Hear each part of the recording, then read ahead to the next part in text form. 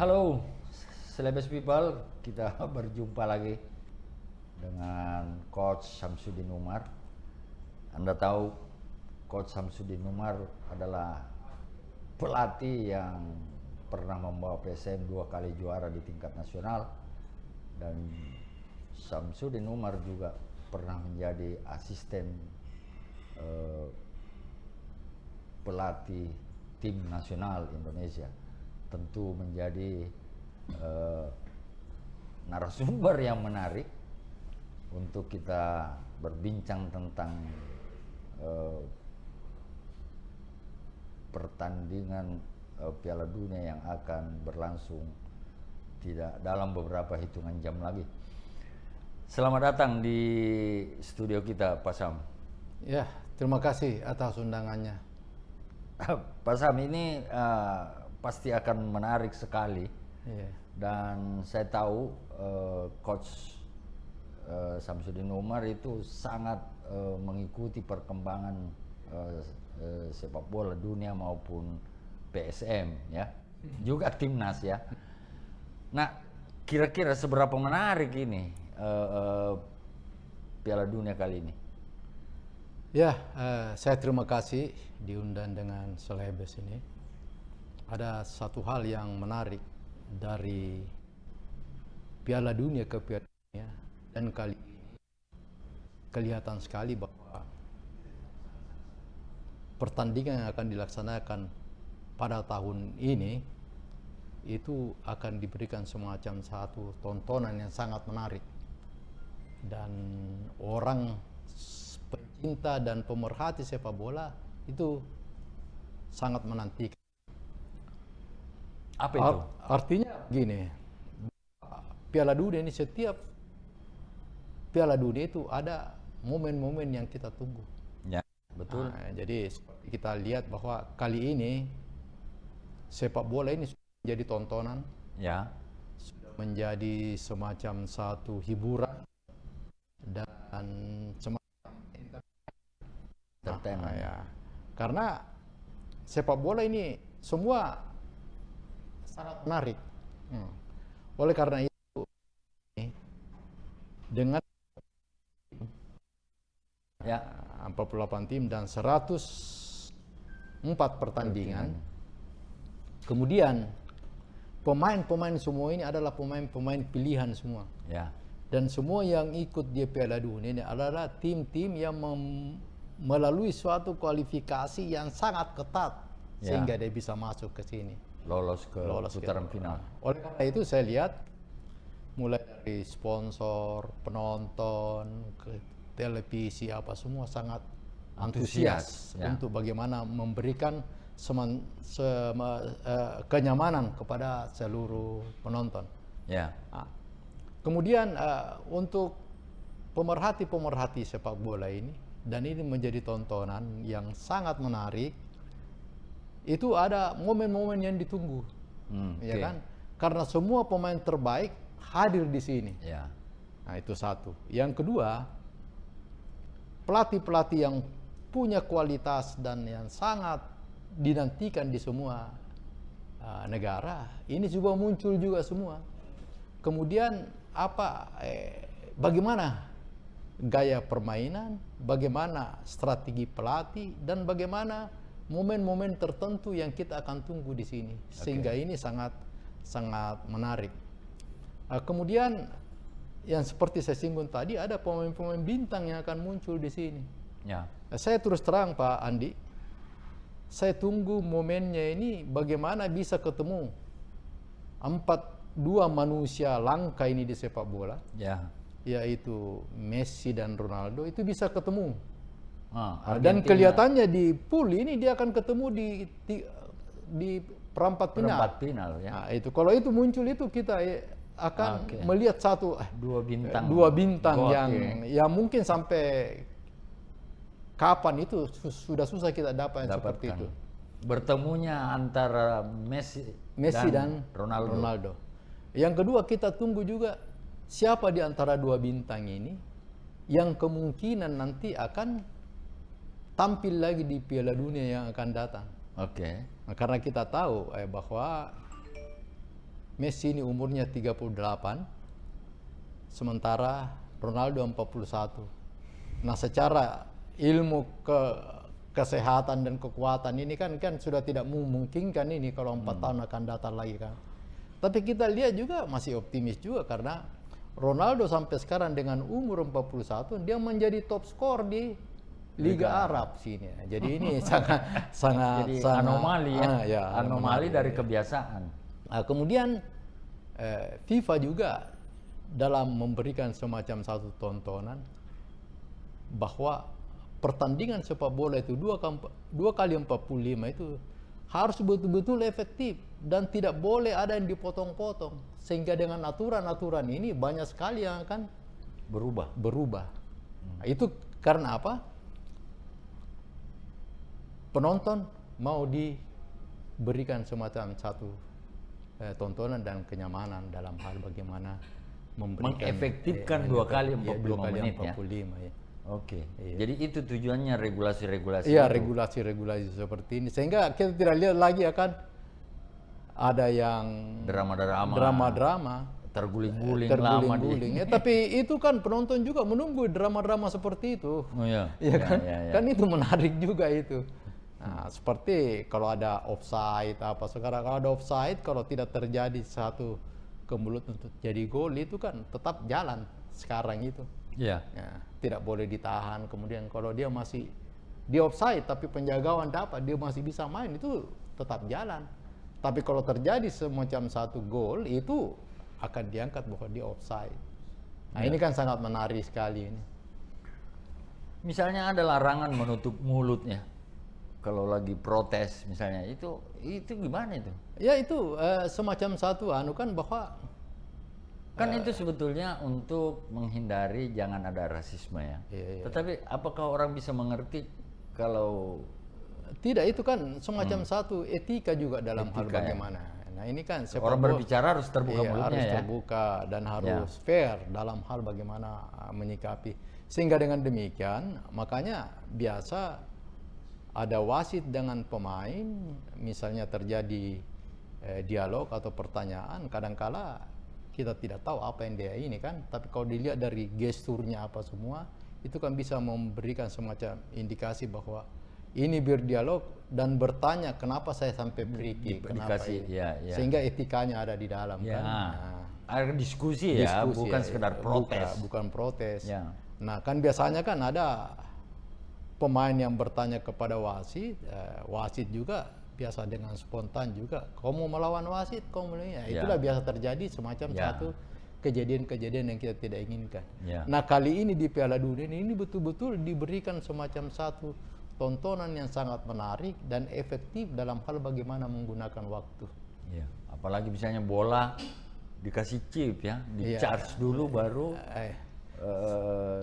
dipakai. Iya, semua itu kan tujuannya untuk bagaimana sepak bola ini 2 kali 45 itu betul-betul atraktif yang kita lihat. Ya. Kita mau lihat aksi-aksi individu, kita mau lihat bagaimana taktik unitnya, kita lihat bagaimana dia bertahan, bagaimana dia menyerang, bagaimana transisi, bagaimana efektifnya serangan balik, apa segala, kan itu kan sangat menarik itu di situ. Itu misalnya ya juga ada kalau pemain protes lalu walk out ya, terus itu langsung kartu merah, itu bisa mendisiplinkan atau malah kontraproduktif sebenarnya? Nah, memang FIFA sekarang kita melihat dia bahwa betul-betul ini sepak bola itu betul-betul tontonan. Dan bagaimana memberikan tontonan dari skill, bukan tontonan drama-drama yang tidak perlu ya. Meskipun drama-drama itu kadang-kadang kita tunggu juga untuk bagaimana emosional penonton itu muncul di situ kan.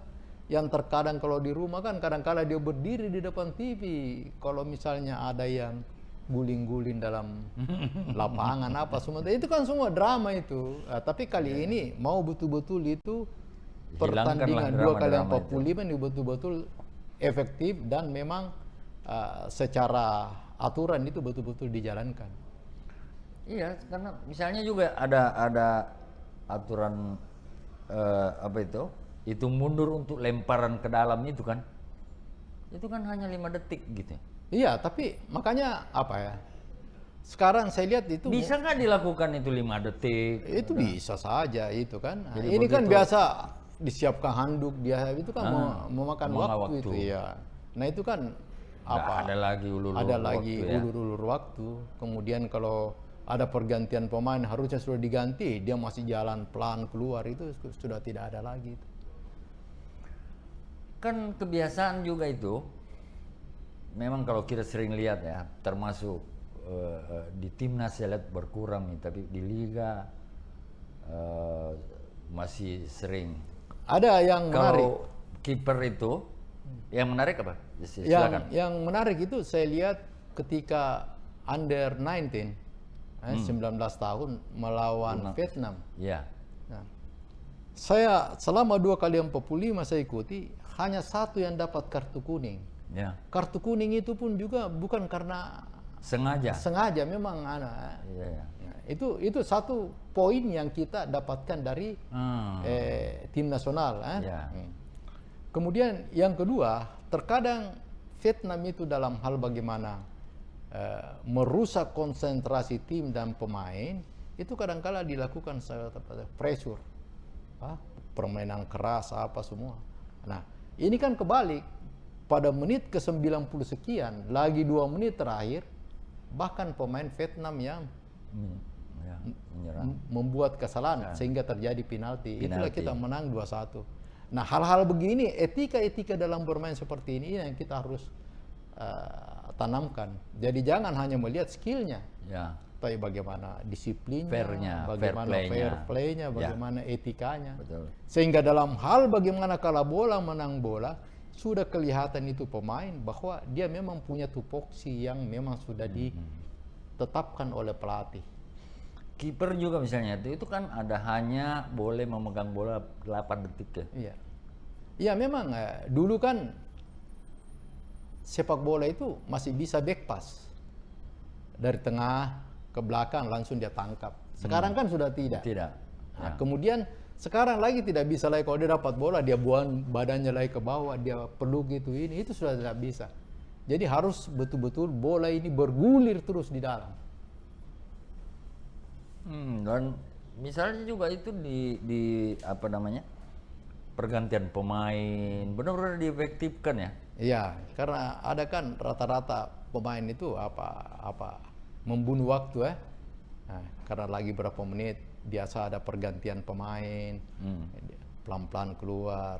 Kan strategi pelatih itu kan ada. Sama baru-baru Indonesia lawan apa?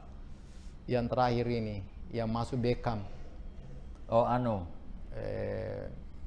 Mosambik Ya kan. Itu kan strategi pelatih itu adalah bagaimana membunuh waktu itu kan pergantian pemain kan. Sehingga kita lihat Beckham itu tidak dapat bola tapi kan secara efektifnya kita memenangkan pertandingan kan. Ya. Nah, kalau misalnya jadi benar-benar akan kita melihat sepak bola yang efektif ya. Iya. Dengan berbagai aturan yang diterapkan. Ya, jadi 2 kali 45 ini itu harus bergulir terus bola. Saya bahkan membayangkan ini karena aturan ini setiap Piala Dunia ada lagi yang baru. Kemungkinannya nanti lagi karena orang mengharap itu pertandingan bola itu yang dilihat kan bagaimana gol-gol yang tercipta kan. Dan saya mungkin membayangkan akan datang itu tidak ada offside. Nanti pada saatnya nanti kan. Karena sekarang saja sepak bola itu kayak basket. Begitu kalah bola sudah dibangun dari belakang. Jadi di sini bagaimana ketenangan, bagaimana skill, bagaimana unitnya, bagaimana proses lapangan tengah, di penyerangan apa segala kan. Kita melihat sekarang betul-betul kita nikmati betul. Sehingga kita itu penonton kalau ada pertandingan sepertinya kita ikut bermain.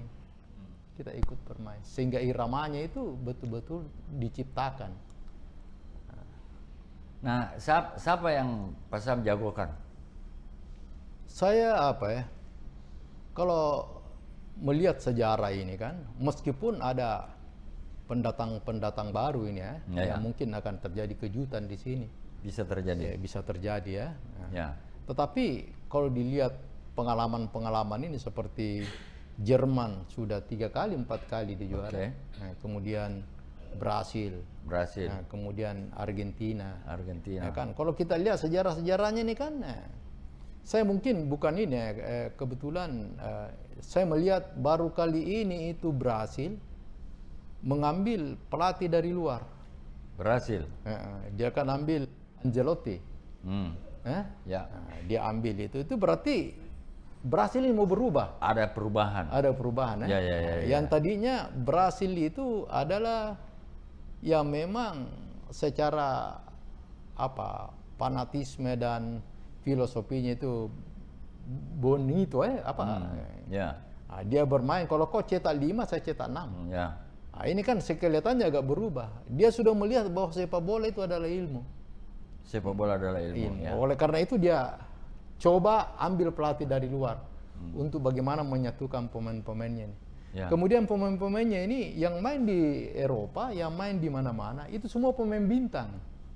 Ada yang main di Barcelona, ada yang main di Real Madrid, ada di Arsenal, ada di Manchester. Dan ini pemain-pemain hebat semua, pemain bintang.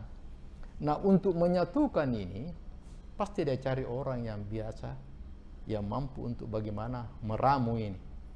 Kemudian yang ketiga, ciri khasnya Ancelotti ini, dia itu kalau mau mengambil tim, dia pernah di Manchester City, dia pernah di mana, dan semua berhasil. Dia tidak mungkin mau terima itu pemain kepelatihannya di situ. Oke. Kalau dia tidak yakin bahwa pemainnya cukup dan memberikan gambaran. Nah, ini saya lihat dia terima. Dia terima. Dan ini kan semua pertanyaan ini. Ya, kenapa baru kali ini? Padahal dia di Real Madrid kan. Ya. Jadi mudah-mudahan dengan kejadian-kejadian seperti ini kita bisa mengambil semacam satu hikmah dan pelajaran bahwa memang sepak bola ini tidak boleh taksasi, harus terukur dan harus dibarengi dengan ilmu. Bukan hanya karena sepertinya kita itu sirik napace, tapi kalau tidak ada ilmunya kan bisa juga kan. Padahal kan betul, setuju. Harus dibarengi ilmu juga ya. Oke, kalau Jerman gimana? Kalau Jerman dari dulu olahraga apa saja, semua itu ilmu olahraga kebanyakan dari sana, dan dia itu melalui semacam satu penelitian yang terukur untuk dijadikan semacam satu acuan dalam hal bagaimana mengikuti satu apalagi sepak bola ya. Jadi sistemnya dia kan istilahnya panser, kemudian dia secara perlahan dia gedor, dan pada saatnya nanti terakhir dia akan memenangkan pertandingan. Dan itu ada beberapa kali dia perlihatkan kan.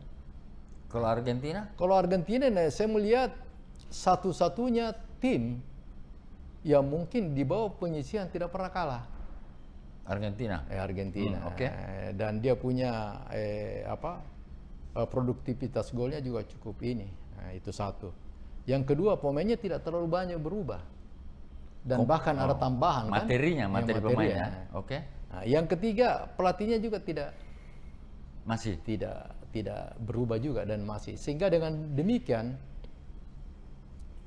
pelatih ini hanya melihat bagaimana membangun chemistry daripada tim ini. Timnya. Nah, supaya nanti ya mungkin Messi kadang-kala dia dikasih main di pertama dan kadang-kala dia pengganti. Dan ini dia sudah ramu sedemikian rupa sehingga gaya permainan Argentina ini kita tidak bisa lihat bahwa 15 menit dia perlambat, dia bagaimana membuang-buang waktu apa segala, menunggu momen-momen. Dia ini 2 kali 45 secara efektif dan terus-menerus untuk melakukan semacam satu penyerangan yang cepat dan terarah.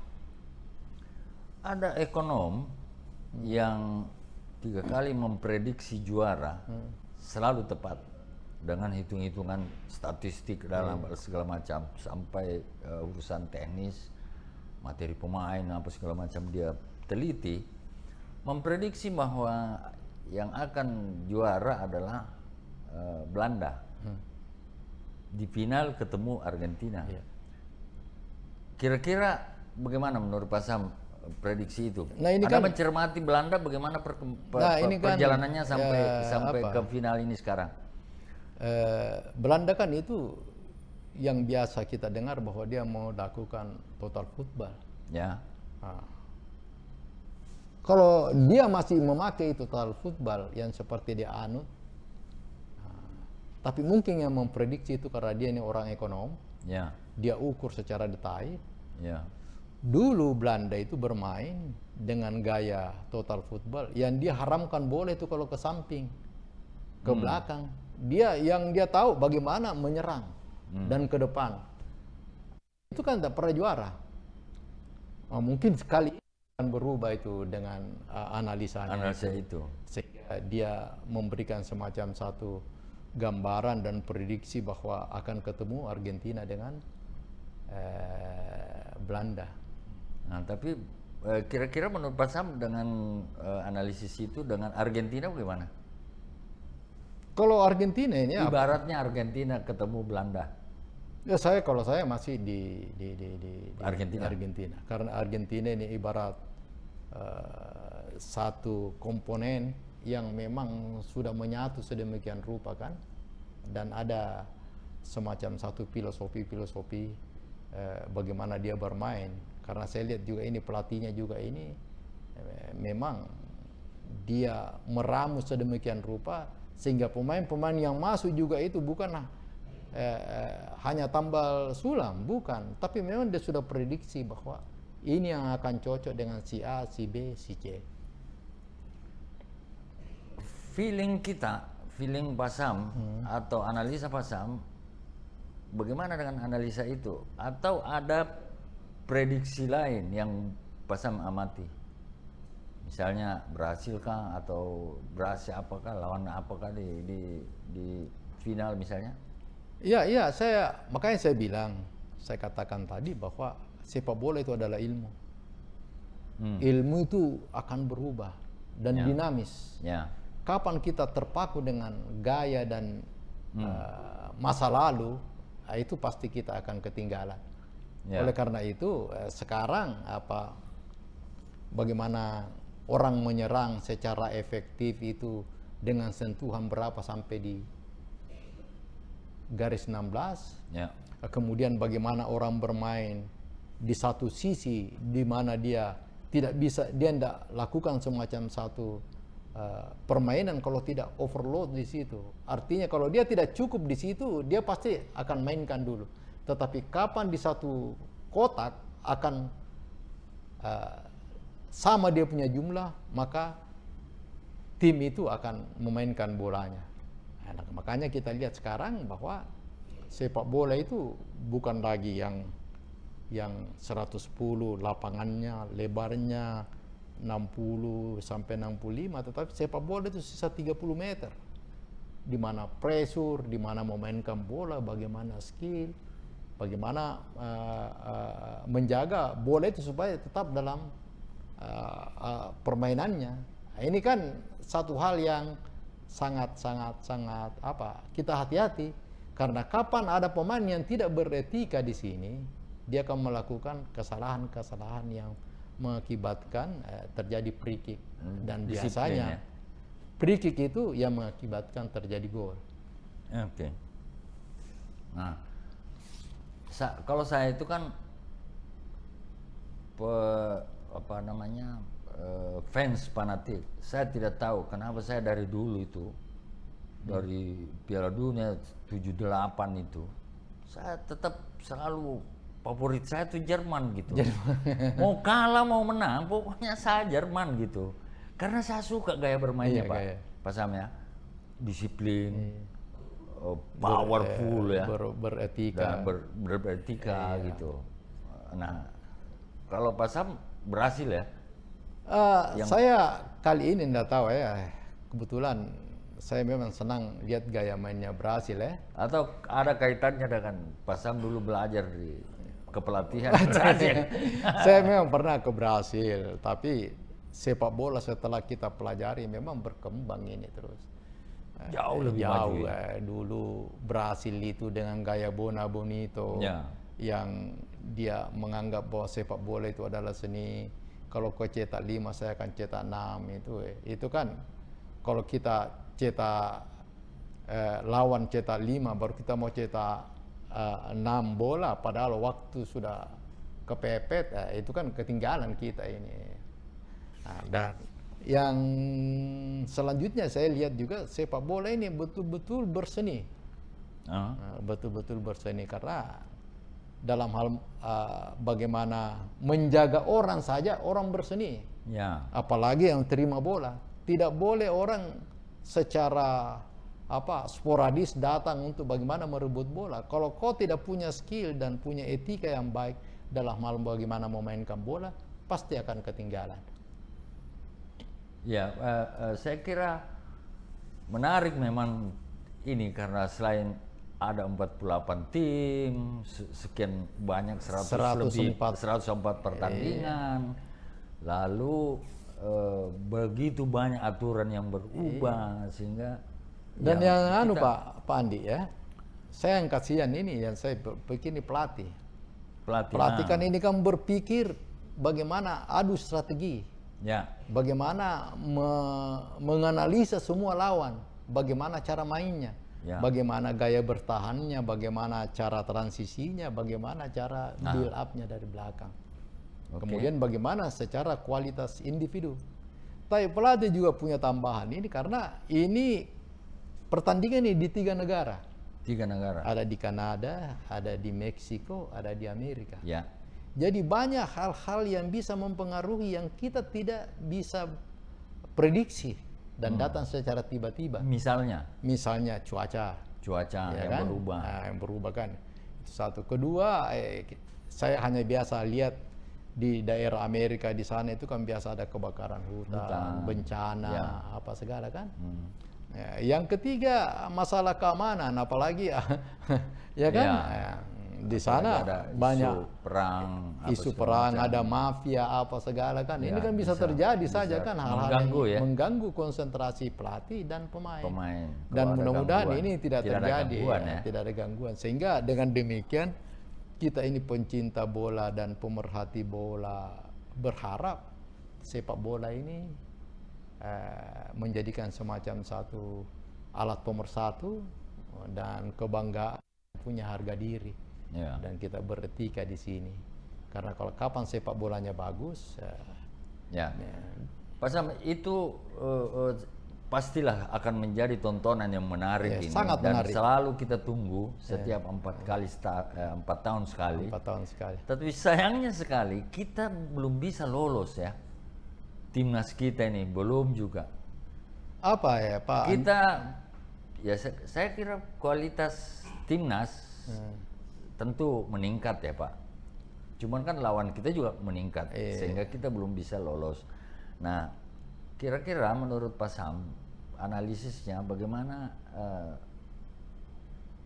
timnas ini dengan terbentuknya banyak yang naturalisasi, yang main di Eropa, main di mana-mana, di Asia dan lain-lain, tetapi kita belum bisa lolos. Nah, harapannya Pak Sam ke depan bagaimana? Tidak, begini ya. Kita ini kan terlalu luas negaranya kita. Ada negara yang hanya berapa penduduknya, tapi dia bisa lolos, kan? Jadi mungkin saya lihat kita tidak ada kurikulum yang jelas dalam hal bagaimana pembinaan. Timnas ya? Iya, nasional. Karena kita kan mulai dari dasar kan sampai itu satu. Kita tidak punya seperti tingkat TK, SD, SMP, SMA. Sehingga nanti di kelas penampilan yang sepertinya kalau di universitas bisa masuk di Unhas, ITB apa semua, begitu dia masuk di sana orang sudah tahu bahwa ini memang lepasan dari sekolah bola ya kan. Jadi tidak usah lagi ini sudah ditahu, sehingga pelatih itu ketika dia datang dari mana dia, ini dari klub ini sudah ditahu bagaimana basicnya dia, dasar-dasarnya dia. Itu yang satu. Yang kedua, kita juga kadangkala ada pemain kita tidak ajarkan bagaimana kedisiplinan yang sesungguhnya, ya kan? Karena bagaimana menjaga fisiknya, bagaimana menjaga etikanya, sehingga banyak pemain yang umur muda itu berprestasi, tapi begitu naik di dewasa dia terpengaruh dengan hal yang kita tidak inginkan. Nah, itu hal-hal yang seperti itu yang harus, jadi harus berbarengan antara bagaimana kurikulum itu dan bagaimana pembinaan mental, bagaimana beretika, bagaimana kedisiplinan. Ini kan kita rata-rata kan banyak tidak disiplin pemain-pemain kita. Butuh berapa waktu lama? Pertanyaan terakhir, butuh berapa waktu lama lagi kita bisa lolos ke Piala Dunia? Ini kan seperti ada naturalisasi. Ini kan semacam satu crash program. Ya, bagaimana kita memberikan semacam motivasi dan jarak, tapi kita jangan stop di sini, tetap jalan. Nah, seperti di PSM itu kan ada yang mulai kelompok umur apa semua harus jalan itu. Nah, kemudian peningkatan SDM. Peningkatan SDM saya lihat itu kalau bisa federasi itu dalam hal memberikan SDM kepada pelatih-pelatih itu kalau perlu dimasalkan. Nah, jangan kasihan disuruh bayar, disuruh apa, kan itu kan program nasional, bagaimana anak-anak ini terlatih dan kemudian serius berlatih lalu tidak bayar ya? Jangan bayar, karena kapan disuruh bayar, begitu dia hanya melatih minta bayaran juga. Oleh karena itu saya usulkan supaya guru-guru sekolah yang guru-guru olahraga itu diberikan sertifikat lisensi kepelatihan dan itu gratis. Jangan bayar kalau mau lisensi supaya dia mulai dari TK, SD, SMP dia bina, dia sudah tahu bagaimana membina itu sepak bola. Usul yang bagus. Kemudian yang kedua diajar memang di situ bagaimana itu etika. Bagaimana main bola yang baik, bagaimana main bola, bagaimana disiplin. Karena rata-rata pemain bola itu dia bangga kalau dia tidak tidur baru main bola. Ya kan? Ini salah itu. Ini semua yang harus diberikan semacam satu pembelajaran kepada pemain melalui sekolah-sekolah di sini.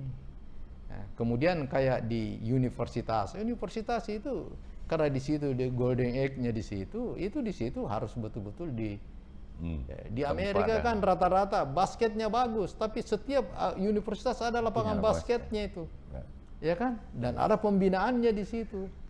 Jadi itu salah satu saya kira usulan yang menarik bahwa bagaimana federasi ini dan Kemenpora juga sebetulnya harus begitu. Dan Diknas bagaimana guru-guru sekolah itu menjadi guru-guru olahraga di sekolah bisa menjadi pelatih dengan kualifikasi yang benar yang ada sertifikat lisensinya memang lisensi D mulai lisensi lalu C lalu, tapi untuk mendapatkan lisensi jangan bayar, dibiayai oleh negara dong ya.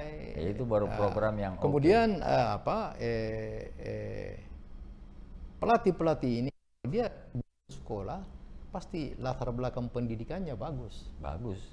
Dan dia pasti bisa menata bagaimana itu poin-poin yang harus dicapai kan.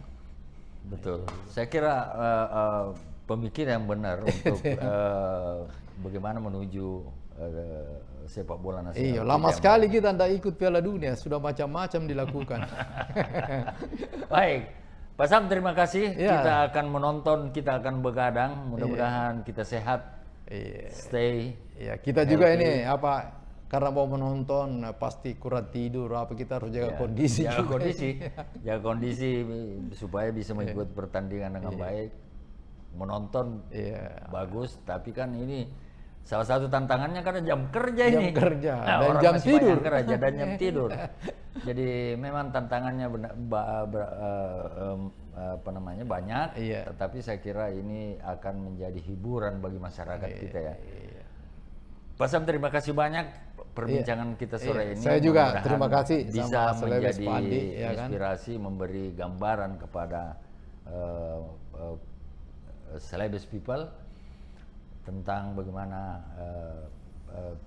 Piala Dunia ini akan berlangsung Terima kasih atas perhatian Celebes People. Sampai jumpa di kesempatan lain.